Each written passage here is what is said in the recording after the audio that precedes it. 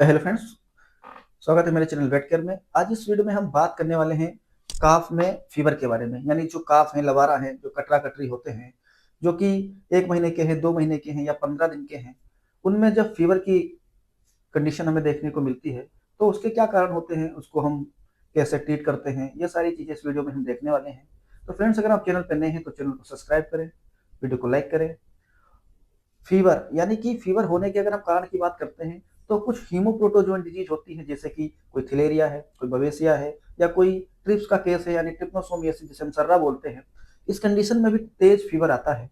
लेकिन अगर ये कंडीशन यानी इनके कोई लक्षण नहीं है तब भी फीवर देखने को मिलता है। वो फीवर कोई वायरस की वजह से हो सकता है, वो फीवर किसी इन्फेक्शन की वजह से हो सकता है। वो इन्फेक्शन कभी कभी हमें गले में देखने को मिलता है, कभी पेट में हो सकता है, इंटेस्टाइन में हो सकता है, या किसी और ऑर्गन में हो सकता है। उसकी वजह से हमें जो है वो फीवर देखने को मिलता है।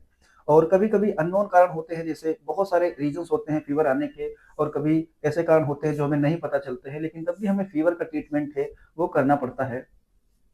अगर आप चाहते हैं तो आप सीबीसी भी करा सकते हैं।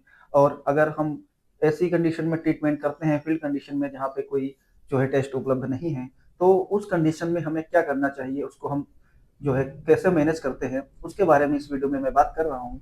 उसमें आप अगर फीवर की बात करते हैं तो हम पहले एक सिरप की बात करते हैं, टेबलेट की बात करते हैं, उसके बाद हम इंजेक्शन की बात करते हैं।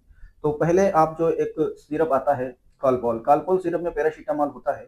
वो आप उस पशु को, उस बच्चे को आप दे सकते हैं, गाय का या भैंस का, इसका भी बच्चा है।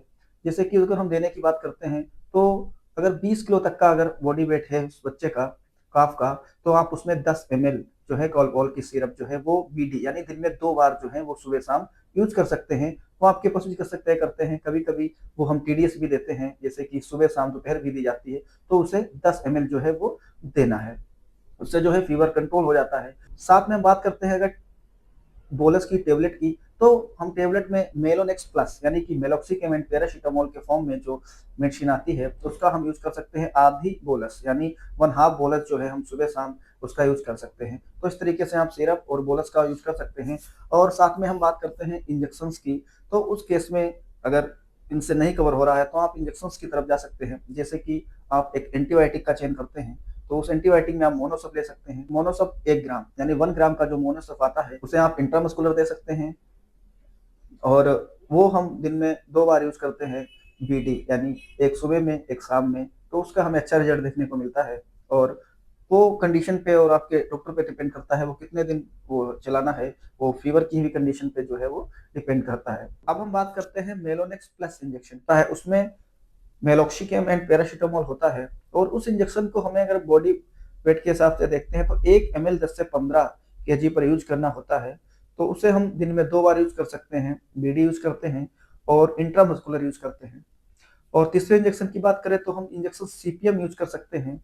सीपीएम इंजेक्शन की हम बात करते हैं तो वो इंजेक्शन 1 ml पर 10 to 15 kg बॉडी वेट पे यूज किया जाता है। तो हम उस इंजेक्शन को भी यूज कर सकते हैं एस एंटी एलर्जी, क्योंकि कभी कभी कोई ना कोई एलर्जी देखने को मिलती है, उस वजह से भी जो है वो फीवर आ जाता है, तो उसको वो मैनेज करता है। तो हम जो है सीपीएम यानी क्लोरफिल्लामाइन मेलेट, जैसे कि एविल इंजेक्शन होता है, का यूज हम कर सकते हैं। और फीवर की कंडीशन में हम देखते हैं जो एनिमल है वो एनोरेक्सिया में चला जाता है। वो चारा पानी या दूध पीता है बच्चा अगर, तो वो छोड़ छोड़ देता है, तो ऑफ फीड हो जाता है।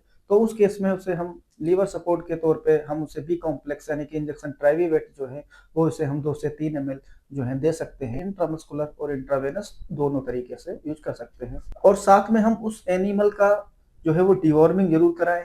डिवॉर्मिंग, आप जो बच्चे होते हैं उनकी मोस्टली डिवॉर्मिंग जो है वो एल्बेंडाजोल से कराई जा सकती है। तो एल्बेंडाजोल को हम 7.5 mg/kg बॉडी वेट के हिसाब से उसका यूज कर सकते हैं। डिवॉर्मिंग बहुत जरूरी है, क्योंकि पैरासाइट्स की वजह से जिससे जो काफ होते हैं, अगर 15 दिन के हो गए हैं, 1 हफ्ते के हो गए हैं, तो उनमें डिवॉर्मिंग बहुत जरूरी होती है। तो उसकी डिवॉर्मिंग हम प्रॉपर कराएं, और उससे हमें देखने को मिलता है कि कहीं ना कहीं जो फीवर है वो टाइमली ट्रीट हो जाता है। इस तरीके से हम फीवर को जो है वो बच्चों में, काफ में जो है मैनेज करते हैं। तो फ्रेंड्स, ये फीवर के बारे में था। अगर आप किसी टॉपिक पे वीडियो चाहते हैं तो कमेंट करके बता सकते हैं। और अगर चैनल पे आप नए हैं तो चैनल को सब्सक्राइब करें, वीडियो को लाइक करें, शेयर करें। Thank you.